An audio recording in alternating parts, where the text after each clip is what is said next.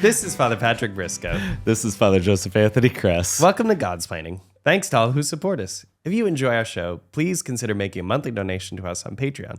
Be sure to like and subscribe to Godsplaining. Hit that little bell. We'd love for you to. Be sure to like and subscribe to Godsplaining wherever you listen to your podcasts. Father Joseph Anthony, we are here to talk about a burning question today. It's a little bit of a hot topic. But before we do, I've got a little announcement here from our friends over at Exorcist Files. Hey-o. And our message to them is very simple. We want to say thank you to the Exorcist Files for supporting us. Spiritual warfare is a real thing, and the Exorcist Files podcast has become one of the most popular Catholic shows in the world and is actually really popular among Protestants, too. I was surprised to learn that, in fact. This podcast documents the reality of spiritual warfare told through the actual case files of a Catholic priest, Father Carlos Martins, and dramatized in 3D audio. So it's like stories of people finding freedom in Christ. It's intense, but we love the focus of the show and how all the cases point back to the work of Jesus Christ. The show was #1 on Spotify religion charts in 2023. It's been downloaded 20 million times. We know the producer, Ryan, who's a friend of the show, and we would invite our listeners to check it out wherever you get your podcasts or head to exorcistfiles.tv and check out an episode. So thanks to you, Exorcist Files, to you, Ryan, to you, Father Martins, for your support. Today's episode is one of those episodes that actually touches on the vibrancy of the spiritual life. It's like I said, it's kind of a hot topic. Father Joseph Anthony, It can be, yeah. Can you lead us into what we're going to talk about today? Yeah, we're talking about marriage. Marriage is what we are talking about today. It's what brings us together.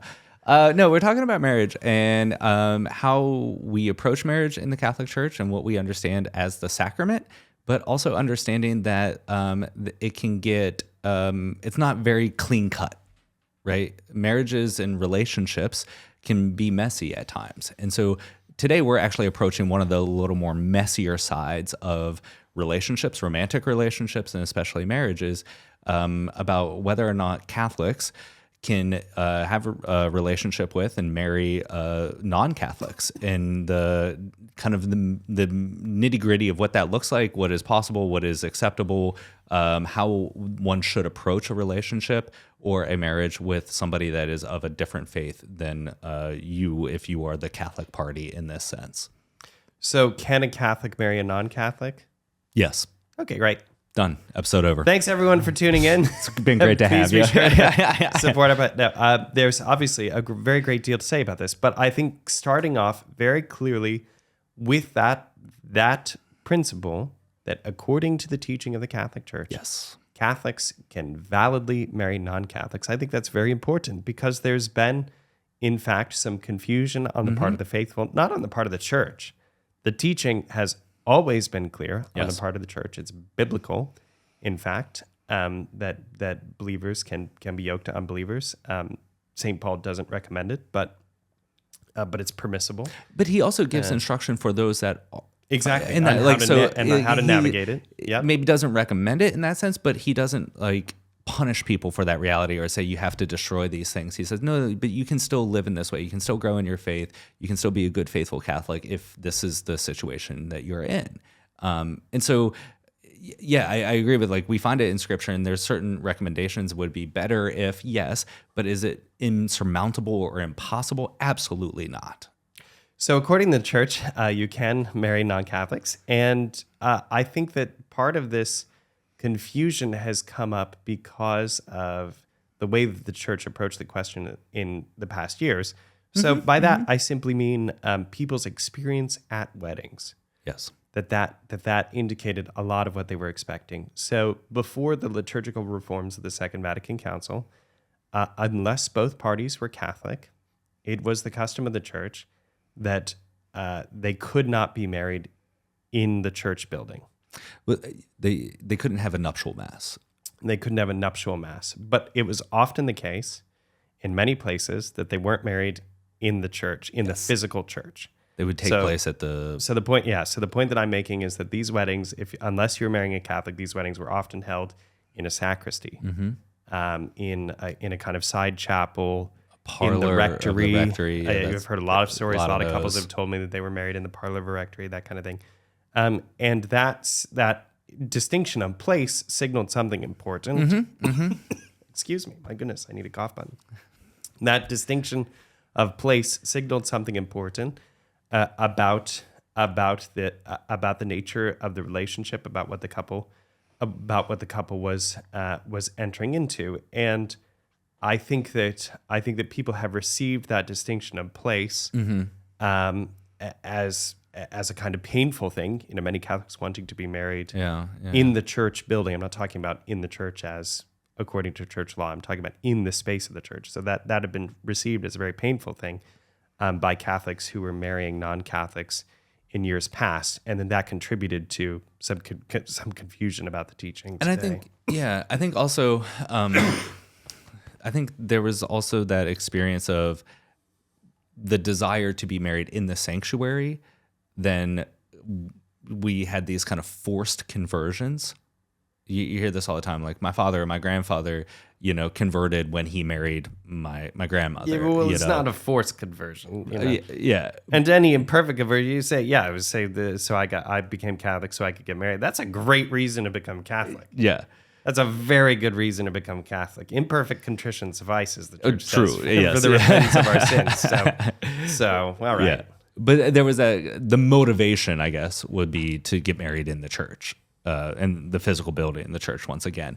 So you had a lot of those experiences where these things kind of followed along each other or maybe motivated each other in that sense.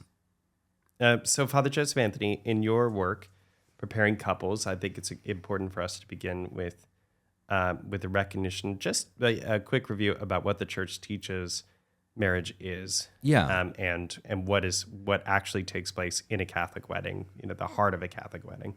So there's this union of spouses, right? A husband and wife being united together in the bond of love, in front of the witness of the church being the priest, right? And so that's kind of the bare bones of the Catholic marriage. But the church speaks of marriage being a sacramental marriage because it is one of the 7 sacraments, right? And we're very clear about that and how the Lord conveys sanctifying grace in this sacrament, right? And because of that, then, the sacrament is, we are entered into the sacramental economy through the sacrament of baptism.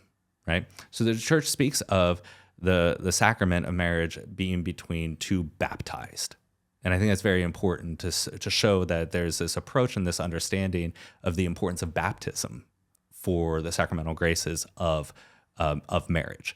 And so she'll speak of things like a valid sacramental marriage between 2 baptized.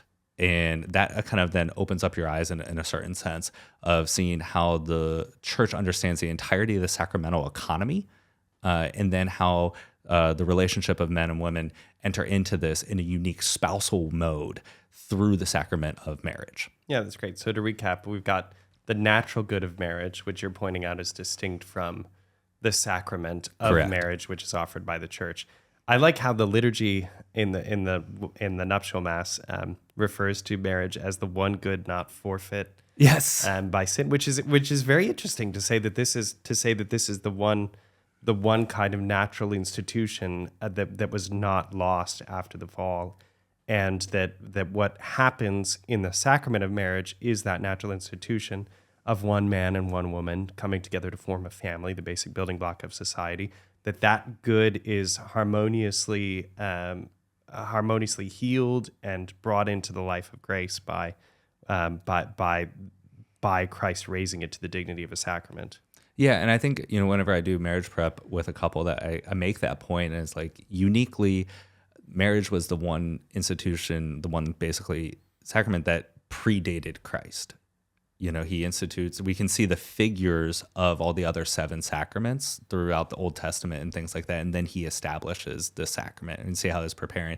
But the institution of marriage actually predated him because it went back to the original creation, and that this is part of our nature. And this is why then we use that term natural marriage, because it refers back to the what was given by grace to us, which is our masculinity and our femininity, made in the image and likeness of God, but then ordered towards a spousal union and expression of that in marriage. And then Christ elevates that into a sacramental mode where sanctifying grace is communicated between the spouses in that way, in that institution.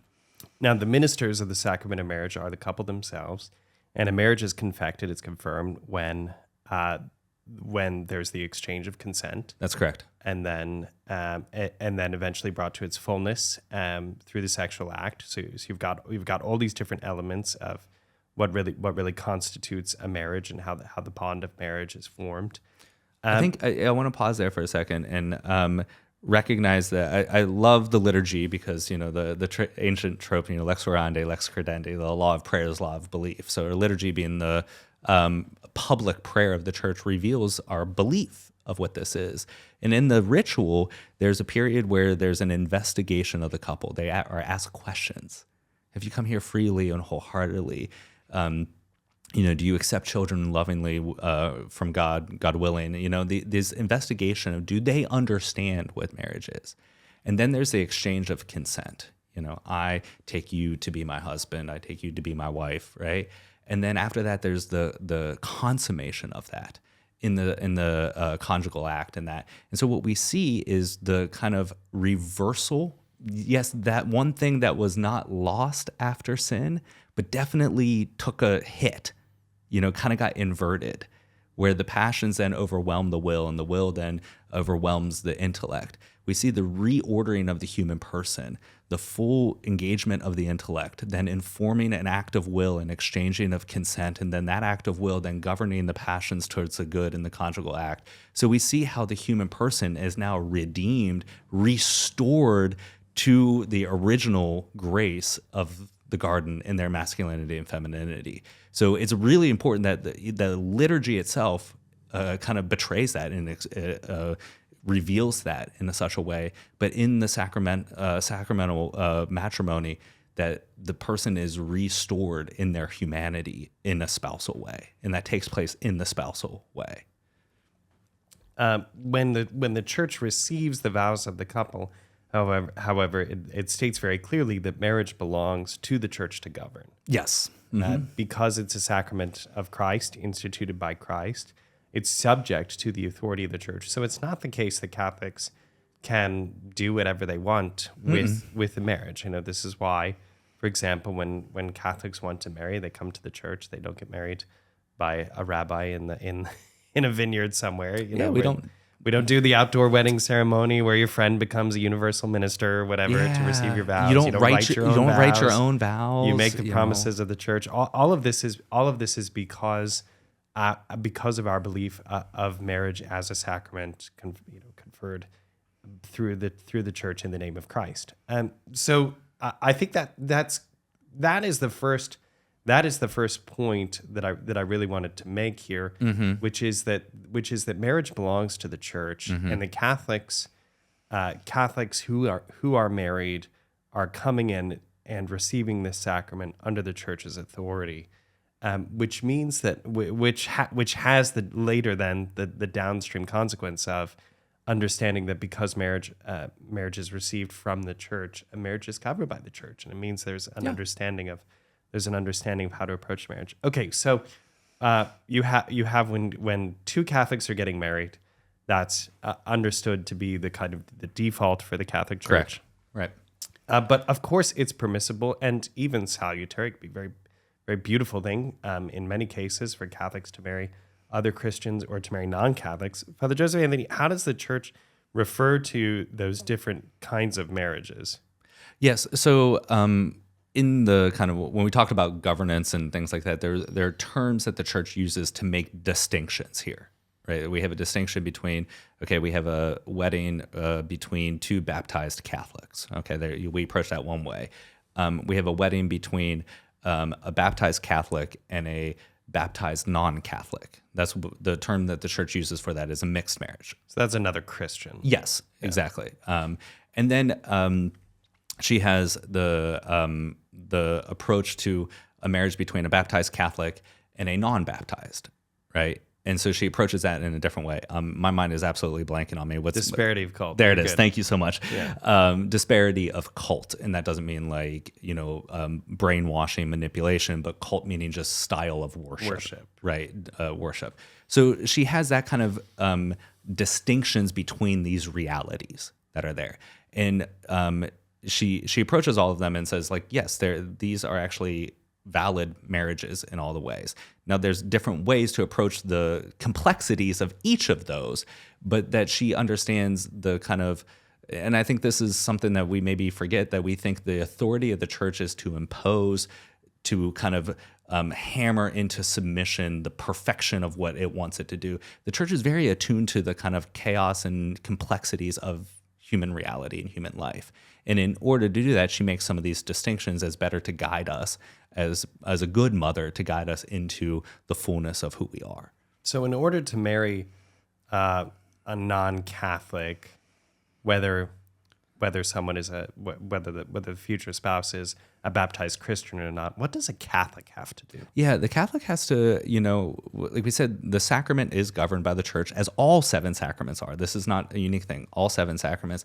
But if there's the approach to the sacrament with a non-Catholic, whether baptized or not, the Catholic party needs to receive what we call a dispensation or permission to do that, because it's not perfectly.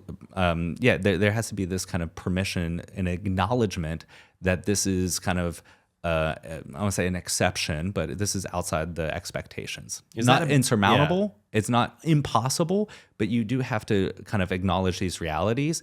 And because the sacrament's governed by the authority of the church, the church then has to give that kind of dispensation or permission for this to happen. Is that a big deal to get?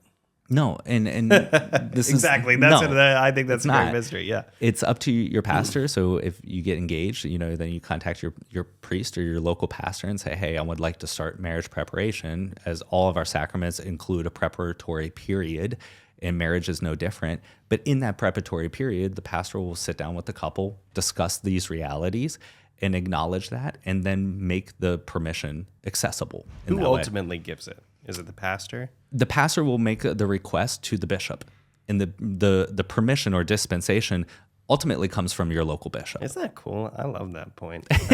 And again, this is because the nature of being a Catholic means being in communion with the local bishop. Yeah. The local bishop is our fundamental authority figure, and sometimes people look at the bishop as like head of the regional branch of Catholic Inc.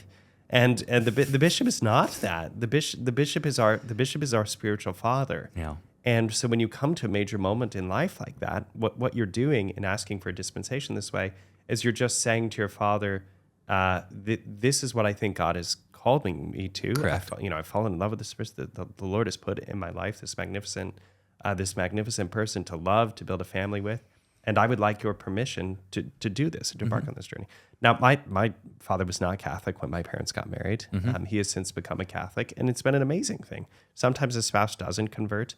But one thing that was very beautiful about my parents' marriage is that my mother made it very clear what her expectations were going to be for entering into the marriage. And my mom took seriously what the church asked. Yeah. So if you're going to marry non-Catholic, Father Joseph Anthony, what is it that the church asks of the Catholic party? And I think that's really important, is that the church makes that ask and the clarity to the Catholic party, right? And it's a conversation that happens with both spouses, but the understanding or the commitment is on the Catholic party. So we're not kind of forcing people to do things that, they don't believe in, but they do need to be informed of these realities. And for the Catholic party is they must continue to practice their faith, right?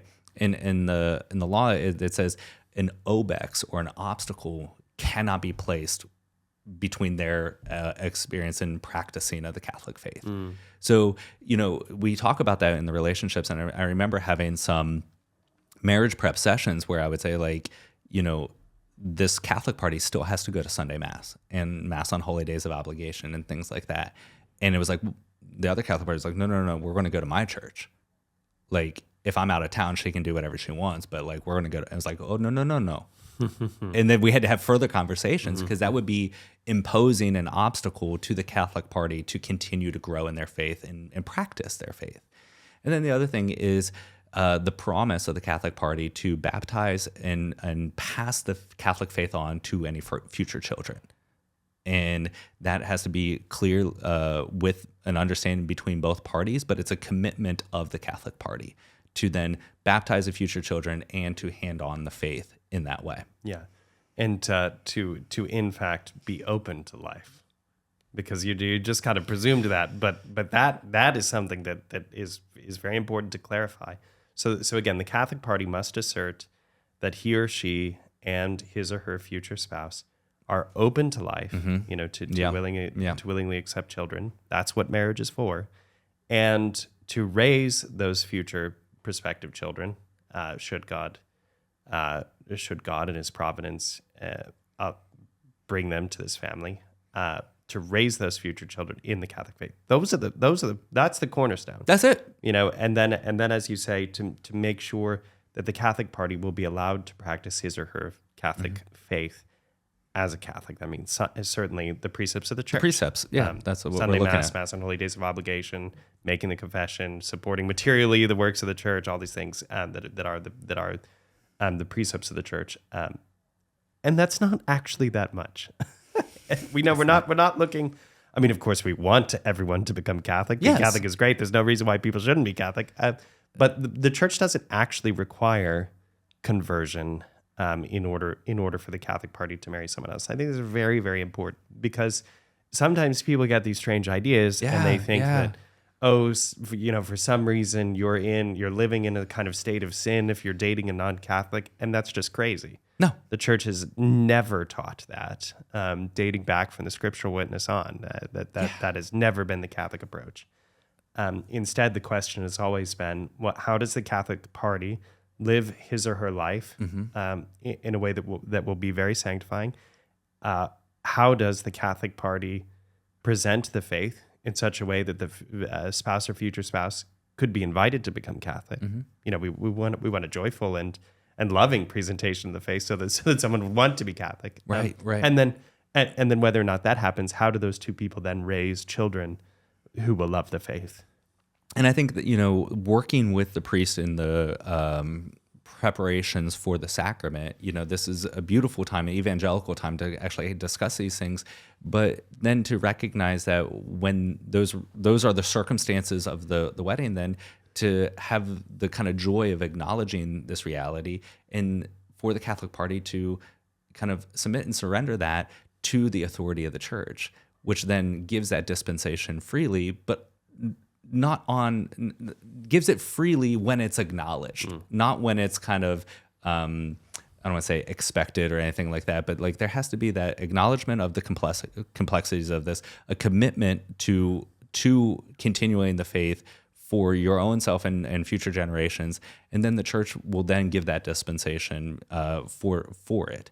So there's a beauty to that in how it's structured, but to not be afraid of it, in that it's never done in a kind of punitive way, but it's done with a great openness in a reality.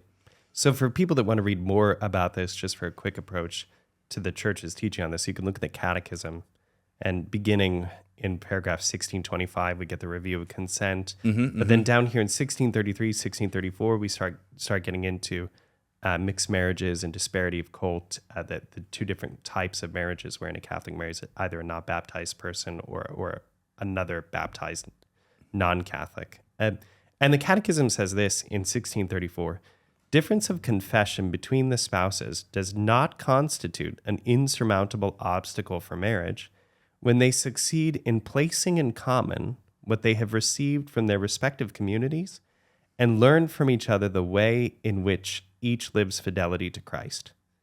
But the difficulties of mixed marriages must not be underestimated.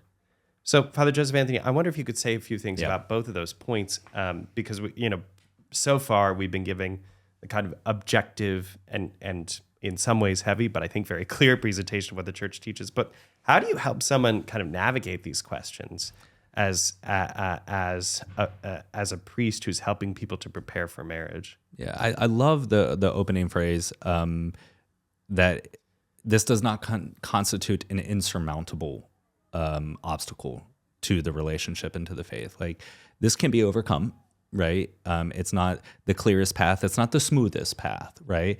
But it is not something that totally bars a future between these two individuals. And it does not constitute an insurmountable obstacle to the relationship between each other and the relationship of those individuals to God, right?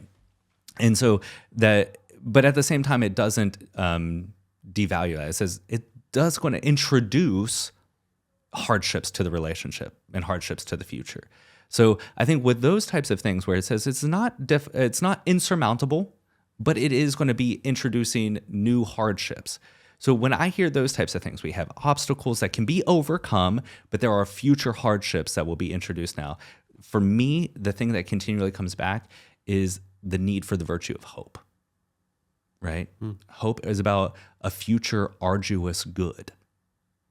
And that needs to have that confidence in that our ultimate end, the ultimate end of hope is God himself. But it's that virtue that gives us the strength to persevere into the future with something that's very difficult, but keeping the eyes on knowing that it can be overcome and that the good is attainable, that it's not absolutely outside of our reach, that this good is attainable, but it's very difficult. So that these two individuals, if this is the circumstance of the reality, that they had to be very convicted in growing in the virtue of hope and relying on that to enter into this relationship together. Yeah, I think the number one thing is that couples need to have clear expectations on this question, right? Yeah. So one thing you see, and I'm sure you've encountered this as you've walked with couples. I've talked with couples who have never had a conversation until they sit down with the priest, which is a little bit scary. They've never had a conversation about their approach to finances, for example. And finance is the number one reason why couples get divorced. Or they've never had a serious conversation about parenting style and what they're expecting when they're going to raise their children. I've also been shocked to be in the room with couples and to be raising the question of what their expectations are vis-a-vis their expressions of faith in their marriage. And those things must be discussed. As Catholics, we understand that the faith offers so many graces and so many opportunities to strengthen and fortify marriage that it's a very painful thing when you see couples who overlook that or who don't understand it or who miss the constitutive value that expressions of religious faith can bring to their relationships. And they don't even talk about it, even though they want a fancy wedding in a church until the priest raises the question. So anyway, I think when a Catholic is entering into a mixed marriage or a Catholic gets a dispensation to be married with disparity of cult, to marry a non-Christian, in both of those cases, the expectation for the Catholic's expression of religious faith has to be shared and very well understood and very clearly put. Yeah, and I think that kind of engagement and being clear about what their expressions or their engagement with the faith looks like is important because they're going to have. I find too many couples just say, "Oh yeah, we recognize that'll be an issue, but we'll deal with it when we'll figure that out when it becomes a crisis. We'll deal with it then. Like we'll cross that bridge when we get there. Yeah, guys, the bridge is here. Yeah, well, like and the we are standing. It is now. Yeah, and the bridge just happens to be over the river Tiber, and let's cross that. No, it's. But I think it behooves the couple to actually engage with this, be explicit, to have that conversation. How do I engage with my faith? How do I approach my faith? What are the aspects of my relationship with God that I love so much, and how do I engage with that? But I find a lot of couples will say like, oh, we're good right now. And yeah, if it becomes an issue, then we'll deal with it. It's not an issue now, so we don't deal with it. And it's like, no. Like, it's going to introduce difficulties. That's clear. And so to understand what the kind of the points of conflict may turn out to be, or what that looks like, to have those conversations early and often, but then to rely on the dispensation of graces in the sacraments, of which marriage is one, knowing that there are unique graces given to the couple in their marriage to handle these types of issues as well. Now, I also want to take the opportunity, and because I think this is a second point that I wanted to make here at the end of the episode, the church is actually very permissive for marriage ceremonies when a dispensation has been granted for a mixed marriage or for a marriage under disparity of cult. And I was kind of joking about where Catholics get married and how they get married, because I was underscoring the point that marriage belongs to the church. And when a marriage is between two Catholics, the place for that marriage is in front of the church's minister in a Catholic church. Yeah. However, when a dispensation has been granted for a mixed marriage or for a marriage under disparity of cult, a Catholic can get married with a different form. Meaning a different kind of ceremony with a different minister. So I don't want to get into all the details of that, but it's to say to people who might be listening to this episode, planning their wedding, the church is actually quite permissive when a dispensation has been sought and granted. So, for example, just to take one example that happens, if a Catholic falls in love with a Protestant and the Protestant has a family member who's a minister of a different Protestant church, if a dispensation is sought and granted, the Catholic can get married in the Protestant church in a Protestant ceremony by the Protestant minister. And I think that valid sacramental, valid sacramental marriage according to the authority of the church. And I think that would surprise a lot of Catholics. Yes. And I think that's really beautiful because but once again, you do this kind of submitting to the authority of the church, requesting that dispensation. And the church is very gracious in that way. But to kind of but do it on the front side, guys. but that's it. Like the church is very gracious when she's in the know. You know, when you seek that dispensation, saying, "Hey, this is what's happening," and she's like, "Okay, we can make this work." But just to kind of arrange your own things and say, like, "Well, we have this Elvis impersonator; they're already paid for and on the hook. So can you just give me the green light for it?" It's like, I don't.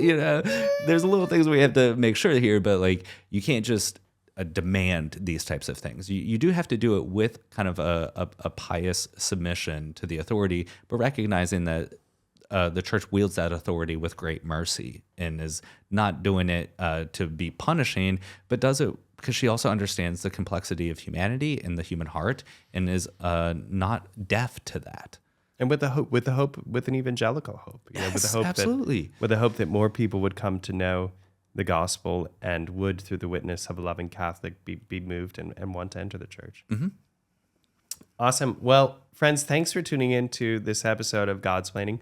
We hope that this episode helped clarify what is a often very commonly misunderstood teaching of the church about the nature of marriage. If you have any comments on this episode, drop them in the chat. We'd love to hear from you. We'd love to hear, your witness, maybe your experience. If you have questions, send them in to us. We'd love to field those, and in that way to support you in your experience, to support you in your Catholic living. Please consider supporting us financially. If you are able to make a monthly donation to the show, we would greatly appreciate it. It makes this project possible. This project has modest costs, but it has real costs. Yeah. And your financial support makes it possible for us to evangelize and to do what Dominicans were made to do. And it helps you to fulfill one of your precepts of the church. That's right. Yeah. To materially support the church and her mission. Yeah. Hey-o. Not bad. So take advantage of that opportunity for the salvation of your soul, I guess. Yes, absolutely. Otherwise, subscribe to Godsplaining on wherever you listen to your podcasts. Hit that button, get notifications about the newest and latest episodes. Follow us on social media. Again, drop a comment in the chat. And otherwise, and most importantly, pray for us. Yep. Please know that we're praying for you. God bless. Would Michael Scott subscribe to this YouTube channel? Would Wayne Gretzky encourage him to do so? Would St. Thomas Aquinas? Yes, that's for darn sure. But Wayne Gretzky makes 100% of the shots that Michael Scott doesn't take, so it's hard to say. All I know is that you ought to subscribe. Whether you're stuck in the office or on your way home from it, follow Godsplaining. Blammo.